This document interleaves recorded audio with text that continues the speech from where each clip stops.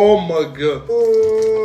Хай, днес ще правим лавабер торта, защото лавабер има рожден ден. По случай новия лавабер вкус е именно лавабер бърдей парти. Хора, това е най-готиния лавабер. До сега знам, че го казвам за абсолютно всеки лавабер, който излиза, обаче това е, хора, най-готиния лавабер. Сете го по магазините по Есенград. Наистина има много малко бройки от този лавабер, така че ако успеете да го намерите, вие сте направо герой. Никога не съм правил торта. Много е лесно да направиш торта, трябва ти просто готови блатове и това улеснява процеса много. Имаме праскови, имаме декорация, имаме крем готов, имаме готови блатове, Имаме чета. имаме дечета, имаме сладко от праскови и имаме, разбира се, бърдей лавабер. Дадат ми 400 мл за всяко едно такова, така че 800. За всяко едно. Да, имаме ли достатъчно? Не.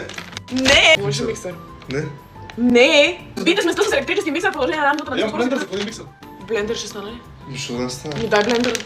В този крем вместо мляко да сложа малко лавабер. Вместо мляко да сложиш лавабер. Само крема е с праскови, обаче за екстра прасковен вкус ще добавим малко лавабер в самия крем. И 750. Не повече, Да се пъти. ще слагаме лавабер, сега трябва да изсипеш. Не пръкна. Колко смес се дигна. Сега време да я разбием. Разби перфектно. Вежда много добре. О май гад. О, бей. Как? Може да му сложим още малко лавабер. Първия блат ще го направим изцяло с сладко. Това сладко Айде. от праскови ли, бе? Да. Да Мале смесим хора, ли малко Я пишете лавабер? долу в коментарите, гайс, дали сте правили торта и дали можете изобщо да правите торта. О май гад. А втория блат. Май, това изглежда много. Сега трябва да я трансферираме върху това. Готов ли си? Трябва да го държиш. Как? Уп! Хайде! Бате, колко много крем. О, това е.